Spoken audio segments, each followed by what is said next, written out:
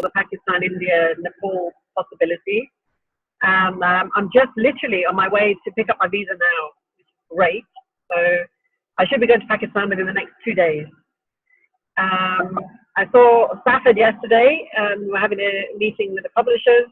We think the revised version of the manual will be out of Practical Action book in about 4 months, which is really great.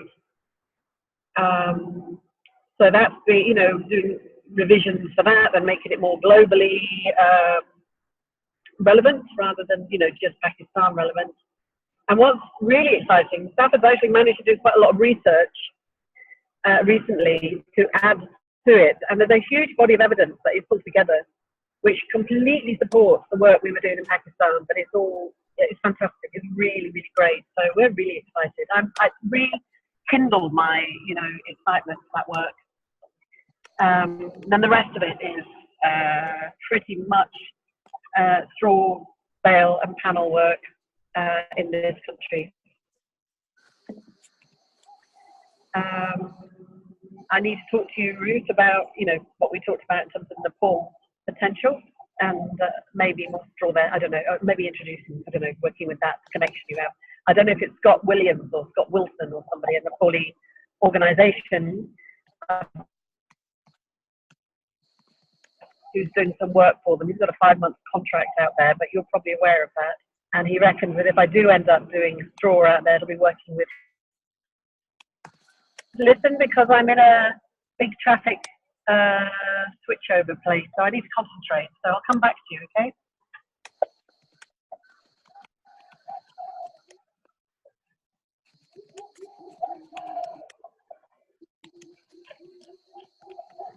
Okay, I'm back. And can you still hear me? No? Okay. B, we can hear you. It's fine. We can hear you. B, we can hear you. But Nick, maybe you can do your check-in.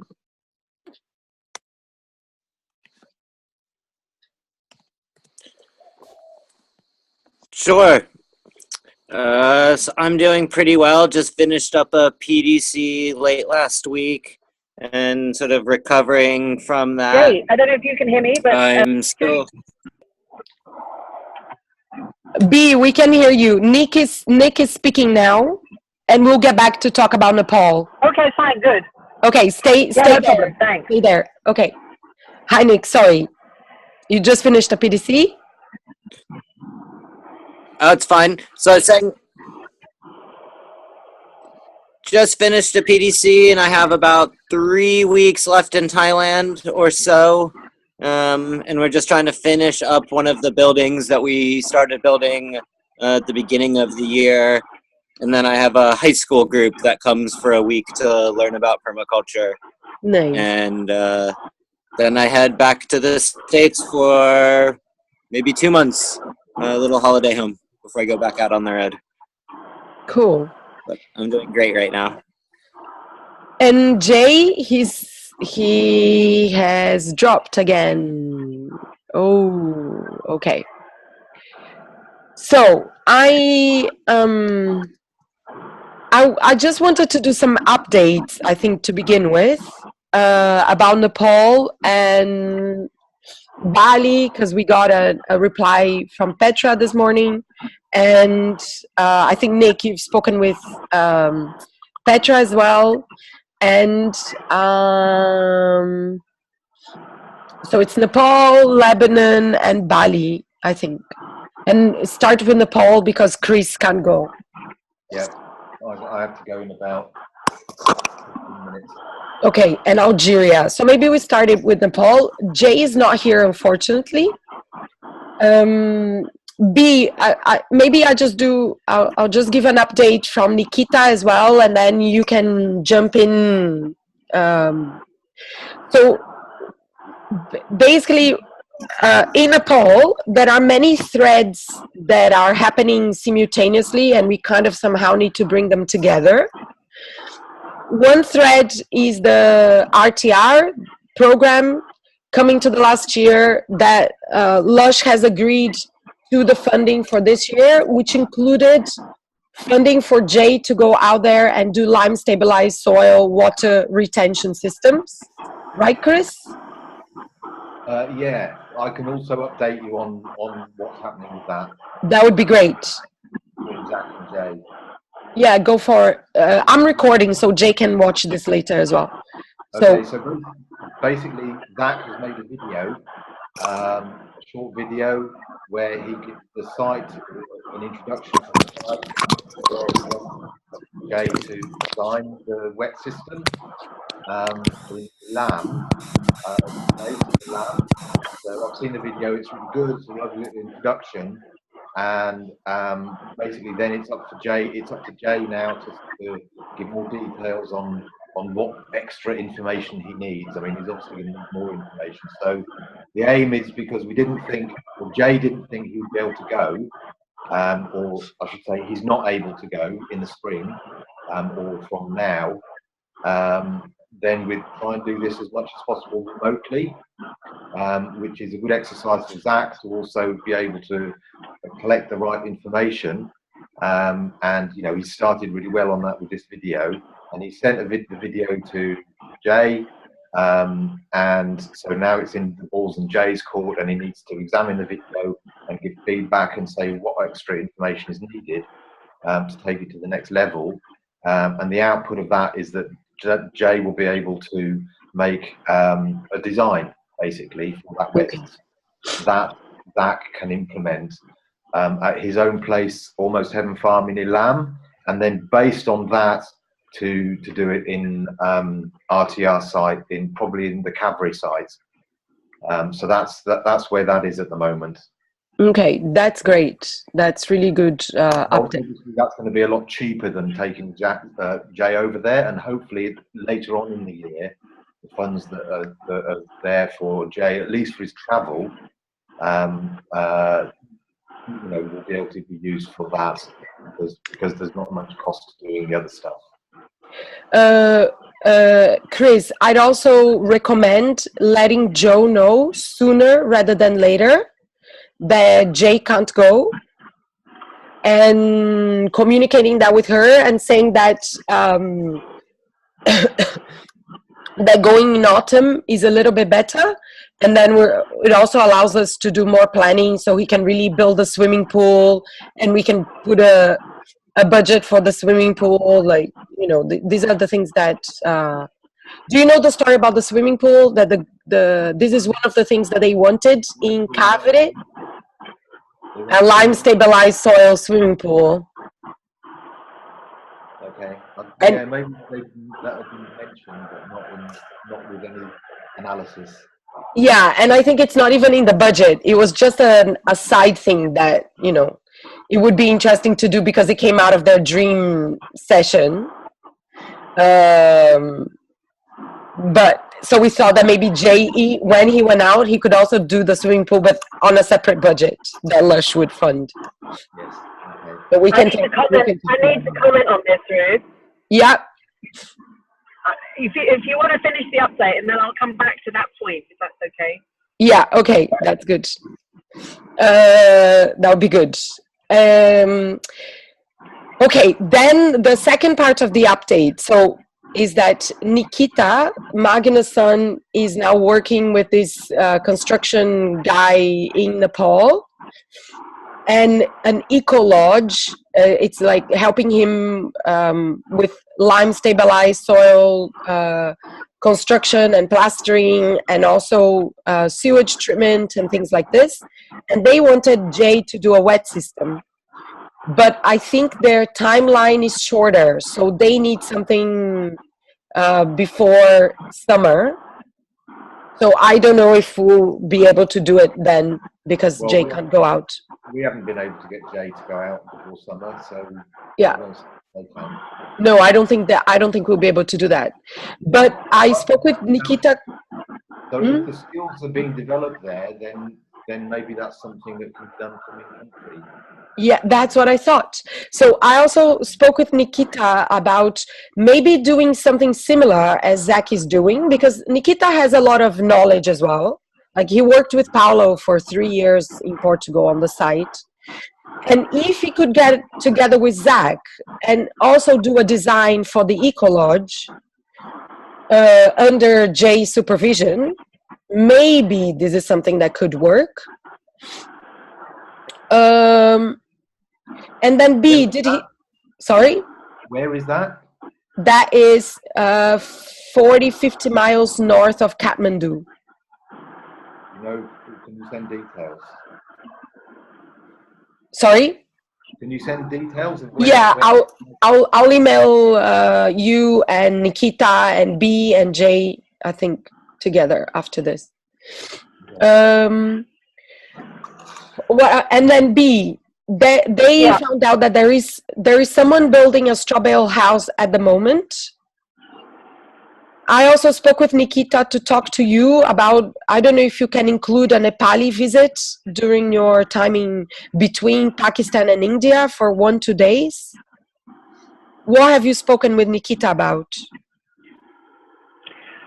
We were talking about the possibility that he would be in Pakistan the same time as me.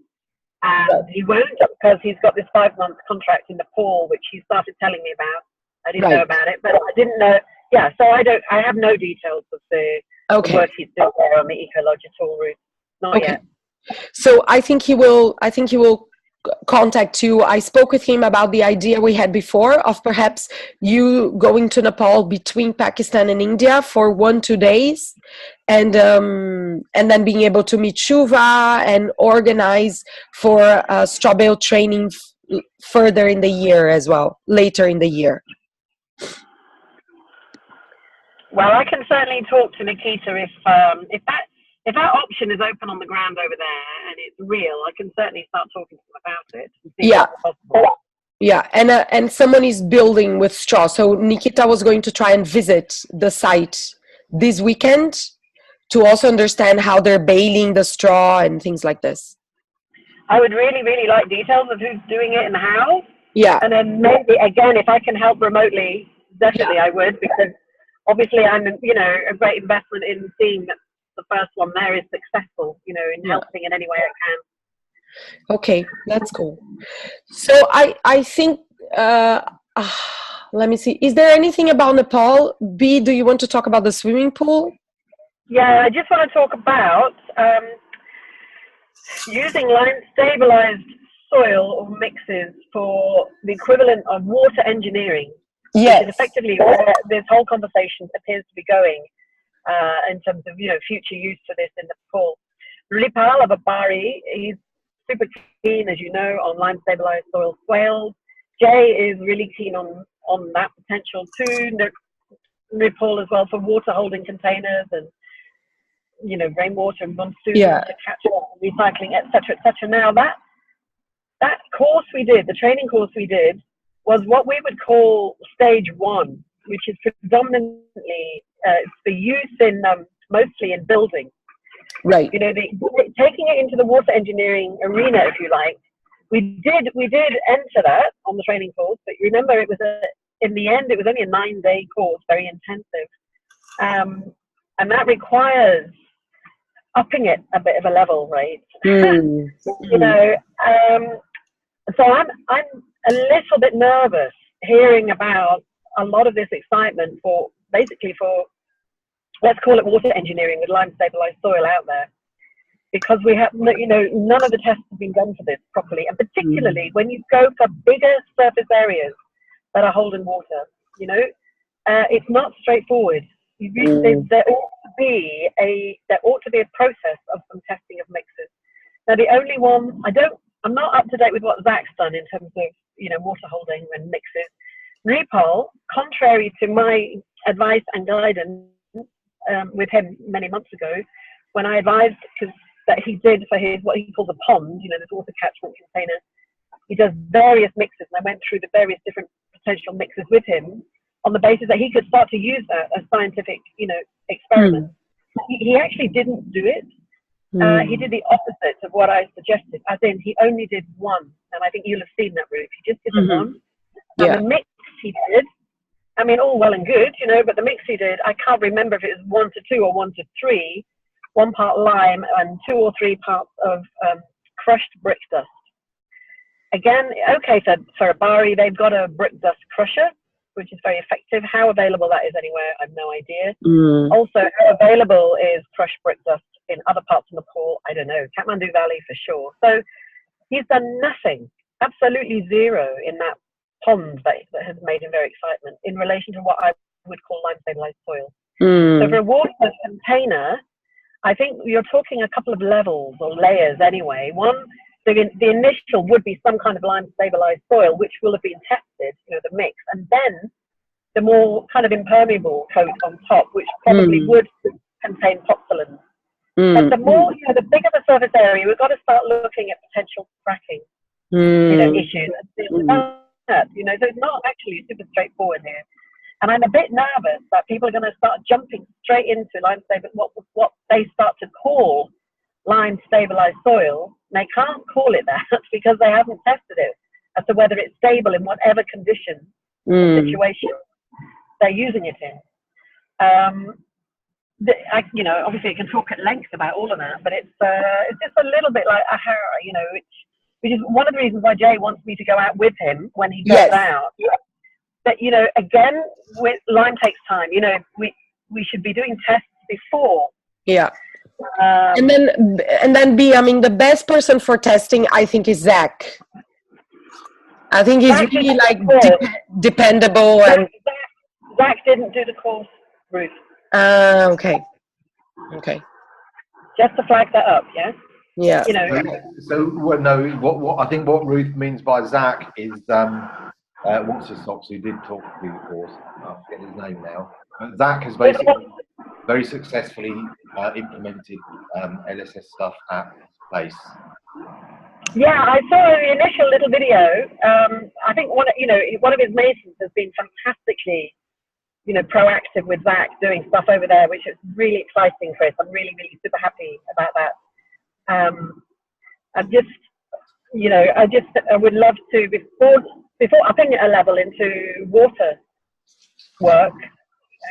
You know, I just think I'd like a conversation, or I'd like I don't know. It needs a little bit more, basically. And that's fine, B. And perhaps what we can organize is if we can send remote instructions for testing beforehand. Maybe we can do that. And then when, if we're talking about visiting the autumn, then I think Jay, like I spoke with Jay yesterday as well. Jay, can you hear us? And Jay also, of course, wants you to go because of the lime for water engineering stuff. He also feels like he needs you for developing this there. But I think if we can agree that this is kind of the direction that we want to go, which is the lime stabilized water reticulation stuff, I think then we can organize the time and organize some pre-work. Like there is Zach. Zach can get remote instructions. We can also try to access some of the other people who did the training to maybe do some prep work. And then B, maybe we don't do swimming pool this year. You know, this year is just something on Zach's farm and maybe not Kaveri yet. I don't know. Maybe we have to do some more tests. Just sorry, I'm just focusing on Manchester traffic here. Okay. Yeah, I think to dive into, excuse the pun, dive into a swimming pool at this stage, ouch, you know, without testing. Yeah. You know, it's a bit too risky for sure. Okay. All right. I mean, if they were willing to try it as an experiment, you know, I could remotely try and assist as long as they had a mason there who was trained on the course, somebody who did the course. Which I think they do. Well, it's absolutely, I'd say, essential, Ruth. Okay. Essential. Let's see. Chris, go on. Yeah, I've literally got just a few minutes.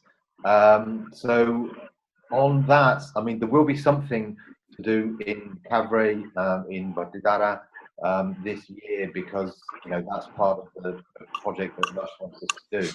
So that's what the process has started now with Jay and Zach. Right. Based on, but it's less with the lime stuff and more just the wet. Right. And as much as the lime stuff we can do in that, that's it's great. I also wanted to add a couple of things. That at the moment, Zach and Pravina and myself are in communication with Oxfam. They want 2 village designs, or it's in process. Wow. So that's using the Barefoot consultants, and it might be, if that goes well, then we can attach a lime stuff, wet system stuff to that as well. Brilliant. Basically, that discourse has just started. Well, when I was in Nepal, I met with Oxfam. They came to a workshop that Magnus had organised, and then they've asked, well, how do we do this stuff in our areas? One is Nuwakot and one is Sindapalchok. So in the same area that our RTR, or same region that RTR is working, that's really exciting. They want complete village design. That is cool. So and that can bring in other stuff that we're looking at anyway. I wonder if funding as well. And I wonder if we could also test some of the patterns from BP200. I know it's a different setting because it's not displaced people, but I think it's an opportunity to look at the pattern language from BP200 and see if it might be displaced people. Basically, there's 3 categories of land. Category 1 where people have to move because the land isn't safe. Second is where they don't have to move if they do remedial work on the land to sort of shore it up. And the third is where they don't have to leave. So that's its own minefield of land access and ownership, right, and moving as well. But that's part of what Oxfam are dealing with there, with all the other stakeholders. The only other thing I wanted to flag up was you might have got a flyer about a taster day for permaculture international development that we're running in April. That is pre-dating a course that's going to be in September. So that's a 5-day course that we're going to run here, Permaculture for Development Workers, and just to flag that up basically. So that information is on the Design Visions website. And Chris, I'd also love to explore how BP200 can somehow be at least mentioned, or I don't know, how there can be some synergies between BP200 and the course you're going to do in September. Right, yes, Nick? okay. Yeah. Nick, I don't know if you want to say something regarding that. Basically, we can use that as a case study. So Yeah. what the April Taster event is about is looking at case studies, not what permaculture could do, but what it has done. Great. Looking at case studies that date back 20-30 years already, like Zimbabwe and Nepal, and then looking at how organisations can use those learning lessons. And so the case study of BP200 is very relevant to that.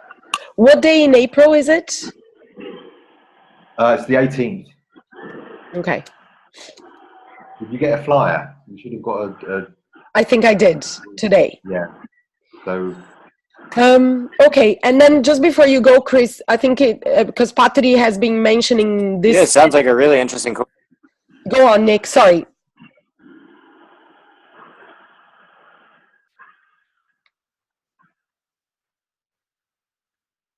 Nick? I was just saying the course sounds really interesting. I want to look more into it. Great. Yeah, I think I also put here as one of the actions to... Sorry, folks, I'm not even taking notes of the meeting. I'm just recording it, and then I can make some minutes. But as one of the actions, I'll share the Taster Day stuff with BP, with Blueprint. And then I'd really love to see how we can integrate BP200, at least show a little bit of the pattern language or something like this. I think not for this taster, for the course in September. Where is Chris? He's left. Oh, I wanted to say one more thing. B, can you still hear us? Yes, I can. What I wanted to say next, but I really wanted Chris Evans to be here, but he's not, is I met Patri and we again prioritized writing a few case studies. Oh, Chris is back. Let me wait. Chris. Chris, can you share? That was Jay on the phone just to say that he's trying to get in touch, but he can't do it. Okay. Then picking up the phone, and then the whole system went out, so that's why it dropped out. Okay. So very. I wanted to say a couple more things before you go, Chris. One, yeah.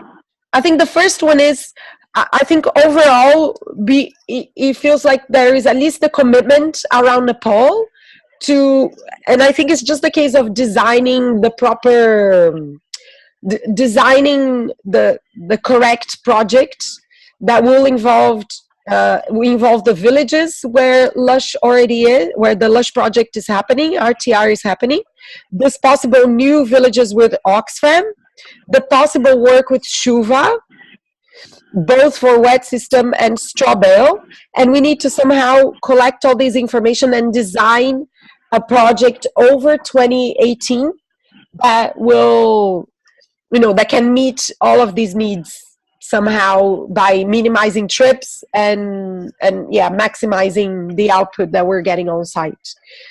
I see that there is some consent around this, like around focusing on Nepal and taking this forward.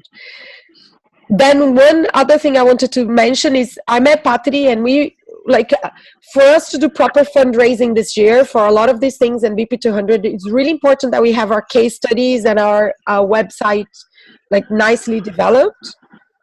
And Patri is having a little bit of trouble getting information from everyone. So I also really wanted us to prioritize this a little bit. Getting information. Chris, I'm writing an RTR update for the website from my visit, so with the pictures we took and things like this, which would be nice then if you can just glance an eye and see if there's anything that's glaringly incorrect. But then Patri is putting together the case studies, and then if you read in the chat, it's whether you want to fill in the case study form or Patri gets the information from the reports and then fills it in. And that's for Nepal. Yeah, I'll revisit that. Sorry, okay. That's fallen off my list completely. That's fine. And then B, we wanted some information from the biogas Pakistan stuff. And okay. I don't have, I couldn't find any information. I can just find the information from before the project was done, but I couldn't find any information for after the project was done.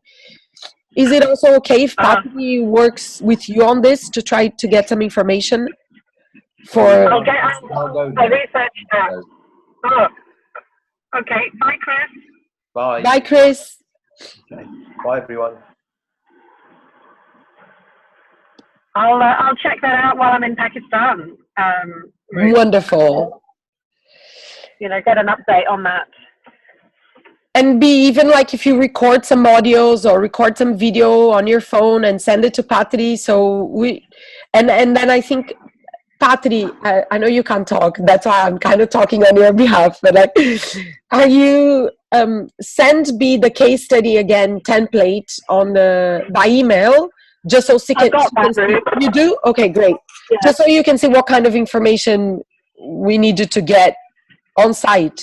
And again, if you just record it, we can write it out. Okay. Yeah, if you record audio or videos and take some photos. And it's nice that you're going there because you can get an update. Cool. Yeah, definitely. That's cool. I'll put that on the agenda. And I also know I need to give an update on the Nepal training as well. And there's a lot of photos of that could I don't know. I'll get to you anyway. That's fine. We talked about you uploading the photos on Google Drive, and I can go through them. I also haven't done what I said I would, which is start writing a report for what happened after the training. But I will. It's also on my list. I'll get to that. Brilliant. Thank you. And then I have some good news, Nick. I mean, we'll get to you in a minute. We'll talk about Bali in a minute. But I was with Joe. Draw is driving. Hello. Hi. I was with Joe from the Spring Prize, and she showed, this is really secret, people, like this information cannot go out. She showed me her list of the shortlisted projects for the Spring Prize, and then she showed me the ones that she has already personally chosen. I mean, it still has to go through the judges, and it may change, but those are the ones that she's going to vote for herself. And Blueprint wasn't there on the final. I mean, we were shortlisted, so we're going to go to the event, but we weren't in the final pick. But the Algeria project was, Nick. So, can you hear me, Nick? Whoa. Yeah, so I mean, it's not a definite, but it's Yes. like an 80% chance. Yeah. Amazing news. Thank you so much. And it means that probably in March we'll get the final. We'll get the decision. Yeah. So that's cool. I mean. Oh wow, that's really exciting. We can start gearing up in anticipation then. Yeah, I think so. Yeah. And Nick, I also wanted an update about Bali because you spoke with Petra.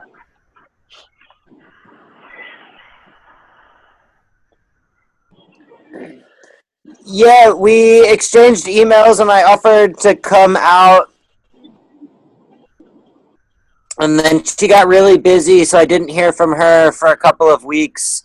And then maybe a week ago, she got back in touch. But I couldn't come right now because I'd made some other obligations. So we basically left it open in the air to try and find some dates that worked for potentially later in the year. Okay. And now the evacuees are going home, right?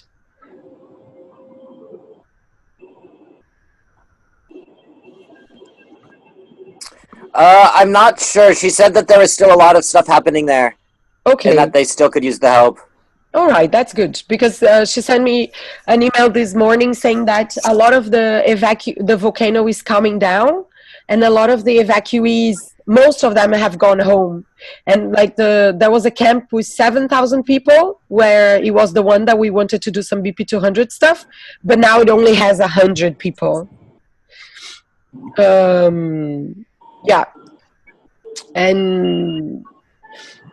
but I think if we can find something, if this is still happening, I think that would be interesting.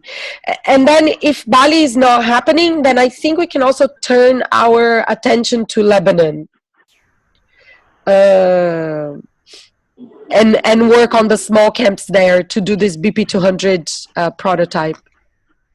Nick, this conversation started in the meeting we had at Jay's house with B and Jay and Carolyn and Pete. The thing is, we think it's really important to do at least a few pilots for BP 200 stuff, so patterns or a small design on site. So that is not just in Portugal, so that we have something in Pakistan or in Lebanon or in Bali. And at the International Permaculture Convergence, and now I'm going to meet them in February again. We met the people from Soils Lebanon, and they have access to lots of small camps in Lebanon where it's easier to do stuff. And we thought we could also, because Bent is already working with CAFOD, also potential doing some BP200 patents in Lebanon.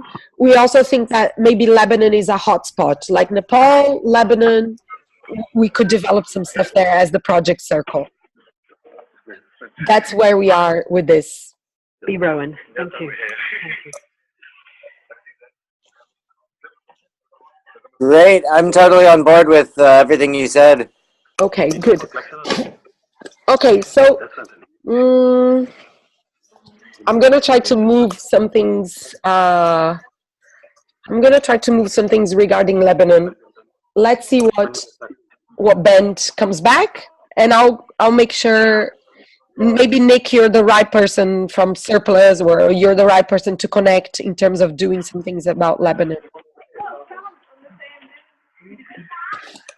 So, but I don't have much more to say about Lebanon at the moment. I didn't get an update from Bent. Have you gotten an update? Okay. And it's seeming like I'm gonna go.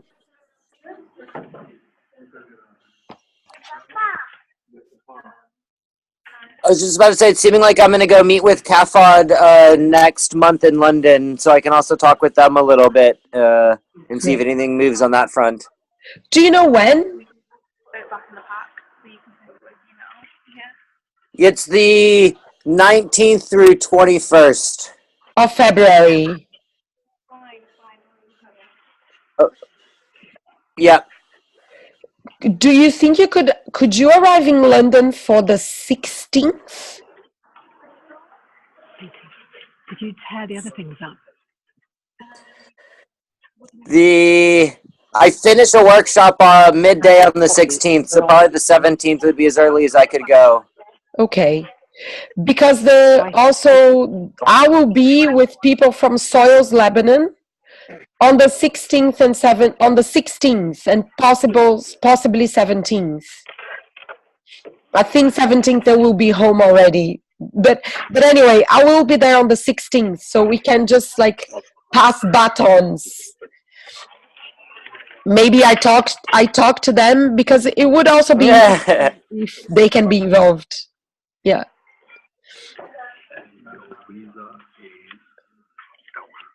Okay. All right, that's good to know. Nick, CAFOD, Lebanon. Perfect. This is good update. That's great. It's moving. It's moving, and it's BP200 in Lebanon. Good. I'll send you an email, Ruth, and we'll follow up about this. Good. Sounds good. Great. Thank you. And just the last thing on my list. So we spoke about Nepal, Bali, Lebanon, the case studies. And the last thing is Rojava. Can you give us a little update on Rojava?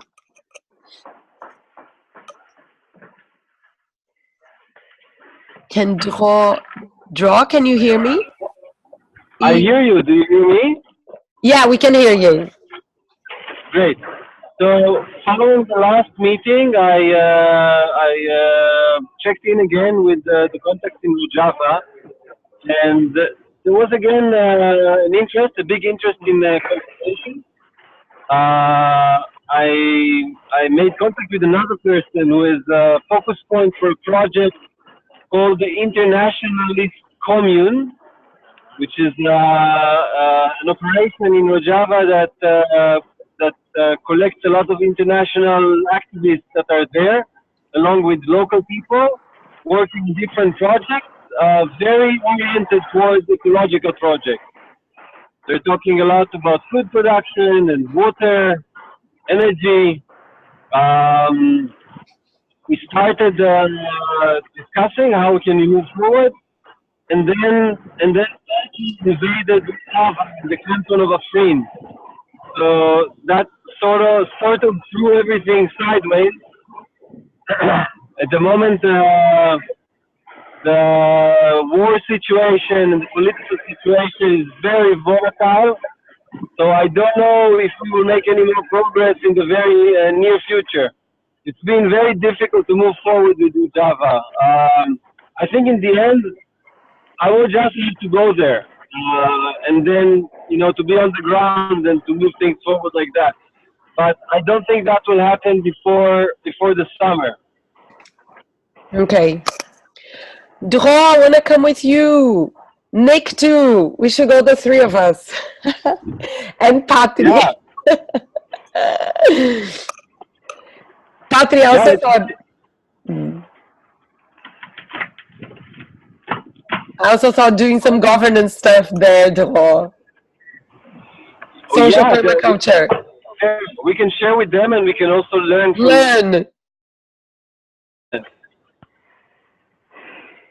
Yeah, we can learn a lot on social permaculture.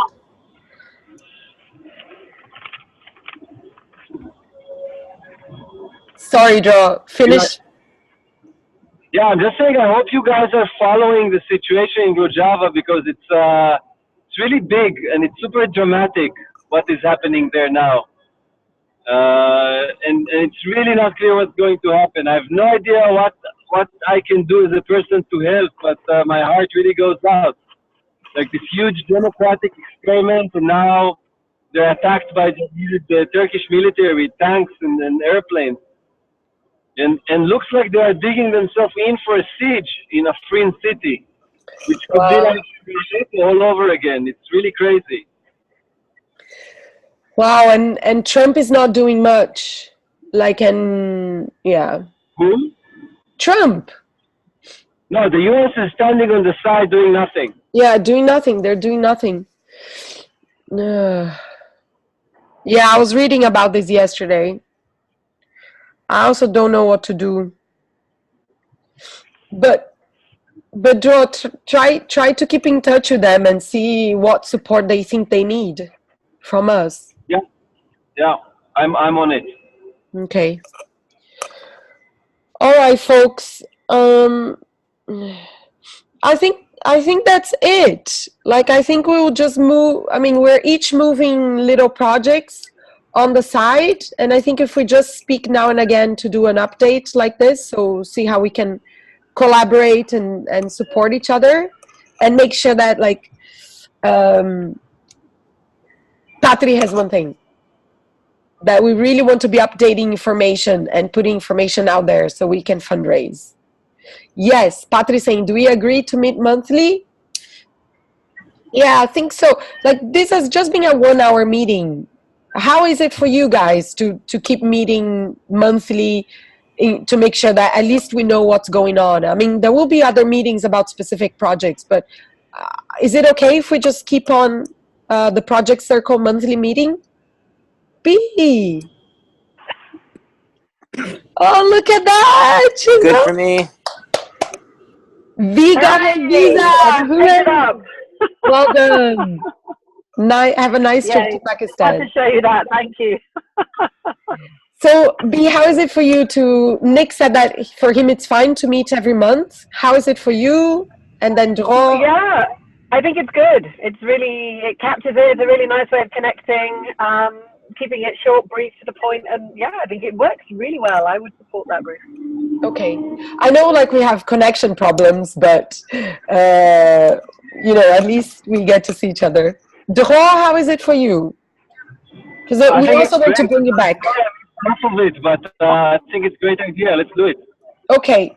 And Patri, I mean, we were talking about this, and we were talking about doing the first Friday every month. So we also have a fixed time.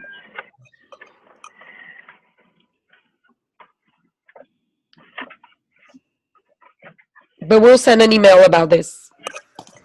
Okay, folks, so maybe we just do a checkout. And, yeah.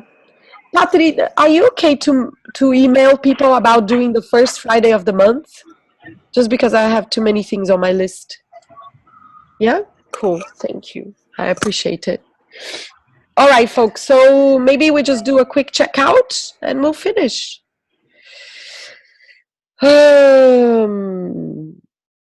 My checkout is, for me, I really like that we can have long-term impacts in specific regions. So developing like a long-term connection with Nepal feels so good to me. It just feels so right. And if we could do the same for Lebanon as well, for me would be really lovely. And maybe we can handle one more place. That would be amazing if it were Rojava or, you know, Bali, or I don't know, these places will come up. But I don't know, for me it just feels really good to move like that, which I think was the original idea of BP200, to build more long-term partnerships with supporting demonstration centers in specific places. That's my checkout. Dro, would you like to check out? And then Yeah, I completely agree with the strategy. Personally, I mean, I love the field work. I definitely want to be involved more. I'm a little sad that I cannot go to Lebanon and to Bali with my passport. I hope maybe we get Rojava and Nepal, which are open for me, because I would really like to be active with that in the field. Oh, we need to find a place. Maybe this other place will emerge. Huh? Yeah. Nick, and then B, if you want to do your checkout, and Patri.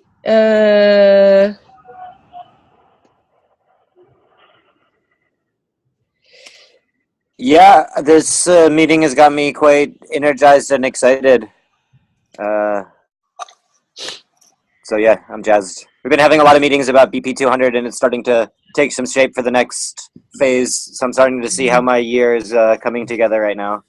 Great. Very cool. And B, your checkout? Yeah, that was lovely to connect. Thanks for organising it. And so I think I've got a lot to do and a lot of catching up to give you guys. And just building on the whole idea of blueprint long-term connection. I know Pakistan has said it for a long time. I also know that there are a lot of issues, and you know it's unlikely that HAND, for instance, will be able to pull everything together to assist with a pilot showcase village in Pakistan. But I will definitely revisit that when I'm there. Yeah, that's great, B. That's awesome to also see what can be the follow-up for Pakistan, because Pakistan is also another place where there is some relationship building. You're right. Absolutely, absolutely. That's really cool. And Patri?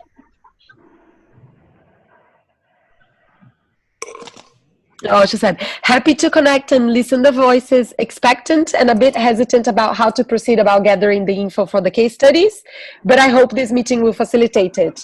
I also love the idea of having small projects in real sites. And Dro, one thing that Patri and I have been discussing is that you, me, and her get together to start offering on the website also strengthen the social permaculture part. So in governance and conflict transformation and nonviolent communication, sociocracy, things like this. Great.